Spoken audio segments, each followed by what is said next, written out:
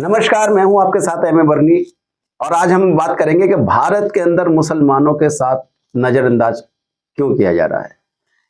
इसी की बात को लेकर के चर्चा है में हमारे साथ जुड़े हैं आज कश्मीर से मुजफ्फर खान साहब, इकरा खान जो जमीयत उलमा हिंद के प्रोग्राम चल रहा है वहां पर मौजूद हैं, शाकिब मेरठ से और पल्लवी शर्मा दिल्ली से। इकरा, आप इंदिरा गांधी स्टेडियम पर खड़ी हैं, वहाँ पर आज एक प्रोग्राम होने जा रहा है और हुआ है, काफ़ी तादाद में भीड़ इकट्ठी हुई है। ये क्या है प्रोग्राम, जरा आप दर्शकों को बताइए। जी बिल्कुल। तो आज हम यहाँ इंदिरा गांधी स्टेडियम में खड़े हैं, जहाँ पर आज मुस्लिम लोगों ने इकट्ठा होकर के अपने अधिकारों के लिए आवाज उठाई है। तो हम यहाँ लोगों से ही जान लेते हैं कि आखिर वो लोग क्यों इकट्ठे हुए हैं और किस लिए उन्होंने अपने अधिकारों के लिए आवाज उठाई है। सर, आप कहाँ से आए? आपका क्या नाम? मोहम्मद काशिफ। सर, आज यहाँ पे लोग इकट्ठा हुए हैं, मुस्लिम लोग अपने अधिकारों के लिए उन्होंने आवाज उठाई है। तो हम जानना चाहते हैं कि आखिर मेन मुद्दा क्या है, किस लिए आप सब इकट्ठे हुए हैं? आधा बिटिया। आप कहाँ से आए? हम जिला मुजफ्फरनगर के खतौली से आए हैं। आपका नाम? मेरा नाम मोहम्मद जियाउल हक हुसैनी है। तो सर, हम यही जानना चाहेंगे कि आज यहाँ पे सब मुसलमान भाई सब इकट्ठा हुए हैं, उन्होंने अपने हकों के लिए आवाज उठाई है। तो आखिर मेन मुद्दा क्या है जिसलिए सब मुसलमान भाई आज यहाँ इकट्ठा हुए हैं? असल में मेन मुद्दे हैं दो तीन। एक मुद्दा तो ये था कि जो वक्फ के ताल्लुक से गवर्नमेंट एक कानून लेकर आ रही है, वो एक अहम मुद्दा था। दूसरा ये था नबी पाक सल्लल्लाहु अलैहि वसल्लम की शान में आए दिन जो गुस्ताखी होती है उसके ताल्लुक से बात थी। और तीसरी बात ये थी, हमारे सदर मोहतरम ने ये बतलाया कि हिंदुस्तान को आज़ाद कराने में मुसलमानों को किस कदर योगदान है, किस कदर मुसलमानों की कुर्बानी है। और एक मुद्दा ये था कि मुसलमानों को ये तालीम दी गई है इस जगह से कि हिंदू मुसलमान सिख ईसाई सब आपस में हम सब भाई हैं और अमन और शांति के साथ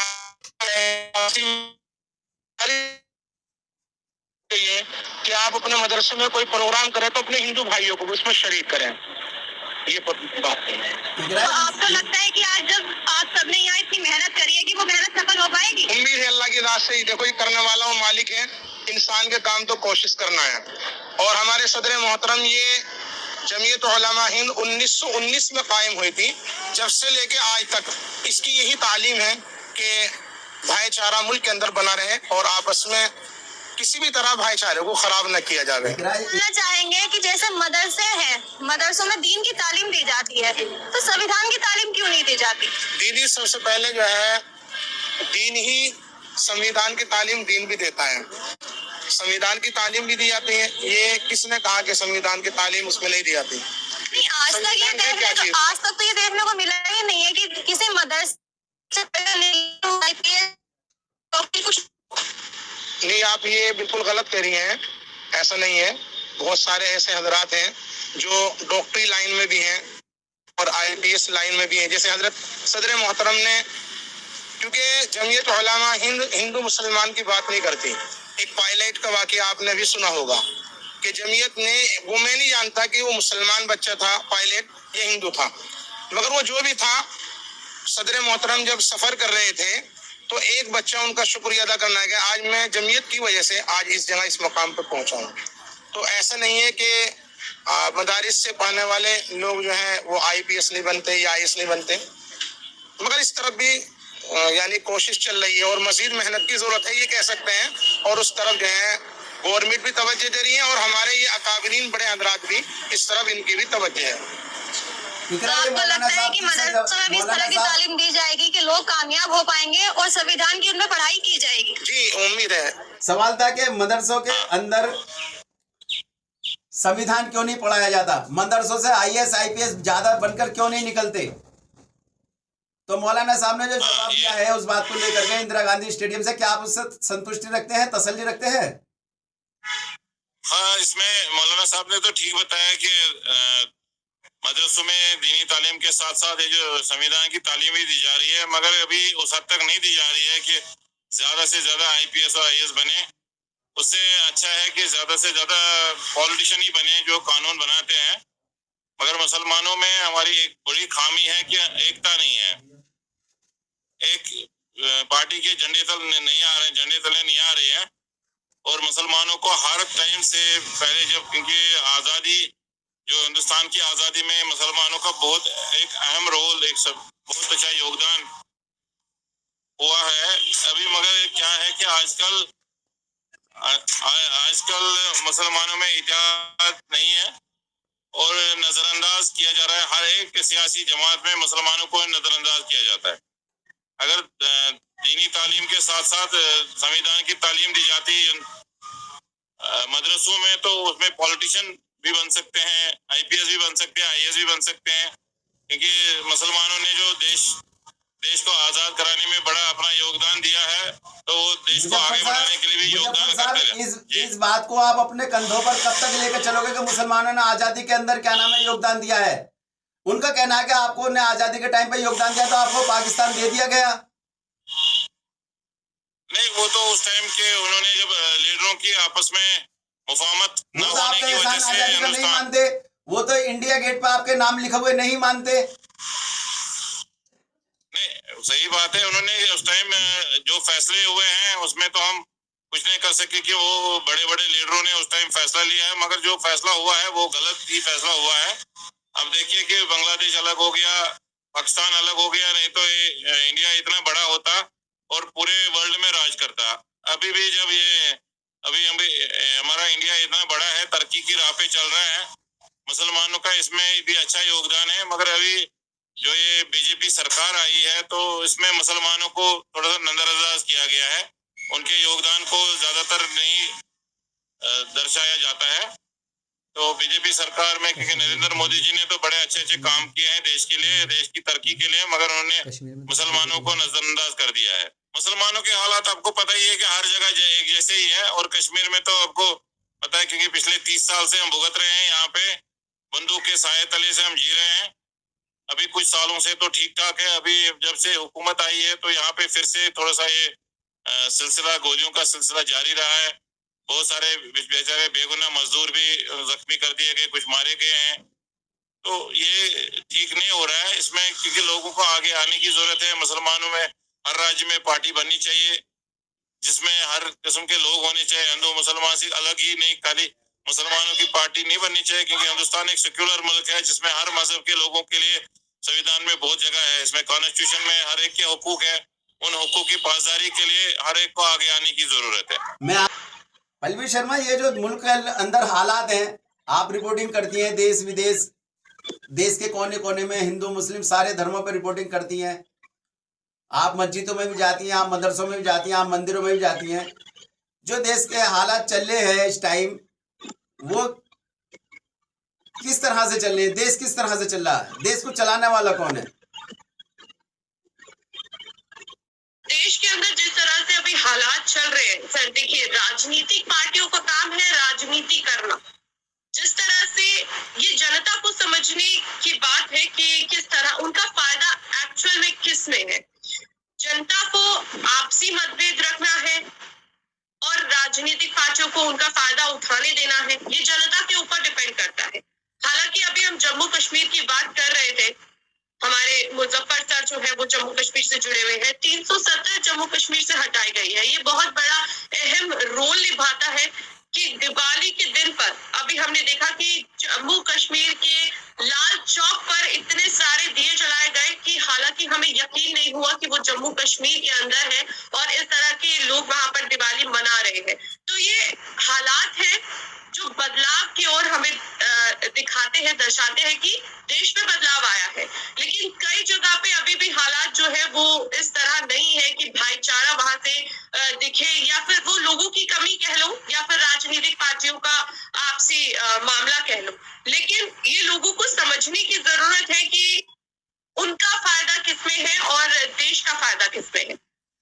आप तो कश्मीर घूम के आई हैं, आपने किस नजर से देखा कश्मीर को? रिपोर्टिंग भी करके आई हैं आप, आपने वहां इंटरव्यू भी लिए लोगों के। जी, कश्मीर में हालात अभी भी इस तरह से है कि वहां पर हर वक्त सिक्योरिटी मौजूद रहती है, हर वक्त वहां पर हमारे जवान मौजूद हैं और लोगों की सेफ्टी बहुत इम्पोर्टेंट हो जाती है। ऐसे में हमने देखा अनंतनाग से लेकर ऊपर ऊंची ऊंची पहाड़ियों तक जो है वो सिक्योरिटी है। हमारे जवान बंदूक लिए खड़े रहते हैं, तैनाती से खड़े रहते हैं। और आए दिन अभी भी जम्मू कश्मीर के अंदर आतंकवादियों का हमला जो है वो जारी है। तो रक्षा मंत्री जो देश के हैं, प्रधानमंत्री हैं, उनको इस बात पे गौर करना चाहिए कि इस तरह की गतिविधियां बार बार ना हो। अल्टीमेटम हर बार दिया जाता है, लेकिन उसके बावजूद ये चीजें नहीं खत्म हो रही है, नहीं बंद हो रही है। लास्ट सवाल है कि मंदिरों मस्जिदों के अंदर, वो मदरसों के अंदर, मदरसों के अंदर और पाठशालाओं के अंदर संविधान पढ़ाना चाहिए, वहां से IAS IPS बन के निकलने चाहिए या नहीं? जी बिल्कुल, मदरसे हो चाहे वो स्कूल हो, एजुकेशन हर जगह पे हमारे देश का अगर संविधान है तो उसको लाना चाहिए। बच्चों को ये समझाना चाहिए कि देश का संविधान आखिर आपके अधिकारों में क्या बात कहता है, किस तरह के वहां पर नियम है, किस तरह की चीजें हैं जो आपको अपने अंदर बदलाव की जरूरत है, तभी देश बदलेगा। तो मेरे से हमारे साथ मोहम्मद शाकिब जुड़े हुए। मोहम्मद शाकिब जी बताएंगे, एक जो आजकल मुसलमानों पर दबाव बनाया जा रहा है, उनको वीडियो बनाई जा रही है, उनकी हत्याएं की जा रही हैं, आरोपी खुलेआम घूम रहे हैं या जेलों के पीछे हैं, कानून का लचीलापन क्या है या मुसलमानों को कमजोर? ये तो बन्नी साहब मैं आपको बताना चाहूंगा, ये तो इसमें मुसलमान भी थोड़ा अभी खामोश बैठा हुआ है, बिल्कुल कुछ कर ही नहीं पा रहा है। और सरकार का लचीलापन तो इतना पड़ा है कि सरकार के सुरक्षा के अंदर ही हत्या हो रही, लोग लगातार सुरक्षाओं के बीच में हत्या हो रही है। और ये तो कानून व्यवस्था किसी नाम की चीज नहीं रही, अब धर्म के नाम पर राजनीति हो रही है और कुछ नहीं है। ये कब तक होगी राजनीति धर्म के नाम पर? ये तो जनाब, ये तो पब्लिक जवाब दे ना, जनता जवाब दे। तो जनता समझ नहीं पा रही क्या राजनीति चल रही है। जनता को तो कैसे ही बता दो रास्ते। मुसलमानों के जो रहबर हैं, जो रहबर बने हुए हैं अपने आपे को, उन्होंने बड़ी बड़ी दुकानें खोल रखी है मुसलमानों के ठेके लेने की या मुसलमानों को सुरक्षा देने की, वो क्या कर पा रहे हैं? जनाब, ये तो केवल मुसलमानों को बेवकूफ बना रहे हैं और कुछ नहीं कर रहे हैं। ये तो फतवे जारी कर देते हैं और कुछ नहीं होता कि याले फतवे से ये हो जाएगा, याले फतवे से हो जाएगा। इन्होंने तो फतवा सुनने में ये आ रहा है कि इन्होंने तो फतवा ये भी जारी कर दिया है कि क्या नाम है, मुर्दा गोश्त खा, यानी कि शॉट लगा के जो भैंस या कोई जानवर को मारा जाता है, उसे काटा जाता है, उसका उनका गोश्त भी इन्होंने हलाल कर दिया है। नहीं जनाब, मैंने आपको बताया था कि ये तो चंद पैसों के लिए बिक जाते हैं। और क्या नाम है, दूसरी बात, ये दूसरा अपना वो एक फतवा जारी कर देते हैं फौरन कि इससे हो जाएगा, इससे हो जाएगा। तो इनसे कैसे छुटकारा पाओ? केवल ये अपने फायदे के लिए कर रहे हैं, कौम को इन्होंने बेच डाला। ये कैसे छुटकारा मिलेगा इन मुसलमानों, कैसे आजादी मिलेगी इन लोगों से? ये तो मुसलमानों को समझना चाहिए कि क्या मामला है। मुसलमानों को में इतनी शक्ति खुद है जो खुद समझ सकते हैं, लेकिन उसके बाद भी दूसरों के बल पे चलते हैं। जैसे फतवा जारी करते तो ठीक है, इन्होंने एक सवाल का जवाब भी नहीं दे पाते ये लोग। पल्लवी जी, मैं आपके पास आना चाहूंगा। पल्लवी जी, इनका कहना है कि इन्होंने कौम को बेच डाला, क्या ये बात सही है? देखिए, मुझे लगता है कि इसमें एजुकेशन फैक्टर बहुत बड़ा रोल प्ले करता है। जिस तरह से ये लोग जो आप कह रहे हैं कि मुस्लिम कम्युनिटी के रहबर बने हुए हैं, उनका संविधान और देश से मुझे लगता नहीं कोई लेना देना है। वो अपने रूल्स रेगुलेशंस बना के लोगों को उसके ऊपर थोपते हैं, जो कि बहुत गलत है। उनको संविधान और देश के अंदर जो कानून है उसको लेकर आगे बढ़ना चाहिए, साथ में बढ़ना चाहिए, तभी वो लोग जो है सच में रहबर कहलाएंगे। वरना जिस तरह से शाकिब जी ने बोला है कि गुमराह करने का यहाँ पर काम जो है ये लोग करते आ रहे हैं और ऐसे ही चलता रहेगा। सरकार क्यों एक्शन नहीं लेती इन पर?